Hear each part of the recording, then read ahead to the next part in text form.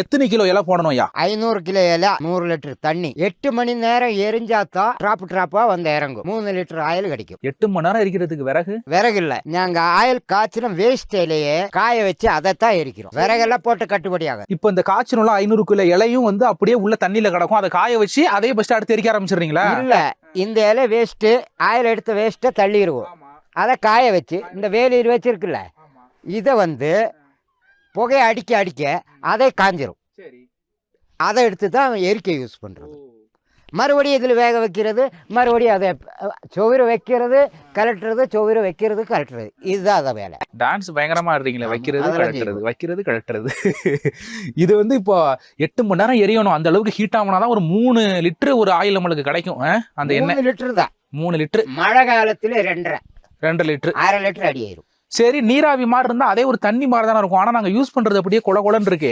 நீங்க இந்த நீராவி ஆகப்பட்டது கூலிங் ஆகி வரும்போ அடியில் அதான் ஒரு பாத்திரம் வச்சிருக்கு, அந்த பாத்திரத்தில் விழுகும்போ தண்ணி அடியில் நின்றுடும், தைலம் மேலாத மிதக்கும். எதுவுமே கலக்க மாட்டீங்களா? எதுவும் இல்லை, அப்படியே டப்பா வச்சு தனியாக மேலாக மோந்து எடுத்து வடிகட்டி ஃபில்டர் பண்ணி வைக்கிறது தான் அங்கே கடையில்.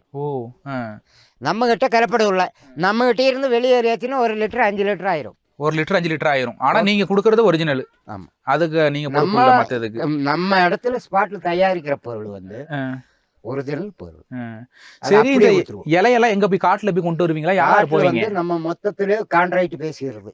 ஒரு ஏக்கரை 10,000 15,000ன்னு பேசிடுறது. மொத்தமாக ஒரு 100 ஏக்கரை 50 ஏக்கரை பேசி வச்சிருவோம். அதுக்கு ஆளை வச்சு இப்போ இலை வெட்டி காய்ச்சி எடுக்கிறது தான் அவங்கக்கிட்ட. அவங்களுக்கு எப்படின்னா 1 லிட்டருக்கு 500 ரூபா கொடுத்துருவோம். சரி, இலை வாங்கி கொடுத்து அவங்களுக்கு 1 லிட்டருக்கு 500 ரூபா பேசிடுவோம். அவங்க நமக்கு இலை வெட்டி காய்ச்சி கொண்டு வந்து ஆயில் அளந்தா அவங்களுக்கு கூலி. எப்படி பச்சை இலையை விற்பாங்களா? எங்க சைடுல தான் ஆரஸ்வதி மரம் தானே இது. உங்க ஏரியாவில் உள்ள மரத்துல கீழே வந்துட்டு ஆயில் வராது. ஏன்? இந்த கிளைமேட்டுக்கு தான் மட்டும்தான் வரும். ஆனால் அவங்க அங்கே வந்து கீழே வந்து நாட்டில் வந்து வாசம் இருக்கும், ஆனால் ஆயில் வராது. எங்க சைடு நாங்க அந்த ஆரஸ்வதி மரம் சொல்றோம்ல, அதை வந்து அங்கேயே நாங்க எரிச்சோம்னா இது மாதிரி நாங்க எடுக்க முடியாதா? எடுக்க முடியாது, ஆயில் வராது. ஏன்? இங்க கொடைக்கானல்ல மட்டும் இந்த புகையா தான் போகும். ஏன்? என்ன காரணம்? இங்க மட்டும் வருது. கீழே வந்து காய்ச்சி இருக்கணும்ல, அங்க வந்து காய்ச்சி எடுத்துருக்கோம்ல. ஆனா இலை ஒண்ணுதான். இலை ஒண்ணுதான், அந்த ஆரஸ்வதி இலை. ஆனா இந்த கிளைமேட்டுக்கு தான் இந்த இலையில ஆயில் நிற்கும். கூலிங்கான ஏரியாவில் ஊட்டி கொடைக்கானல் மட்டும்தான் இந்த இலை.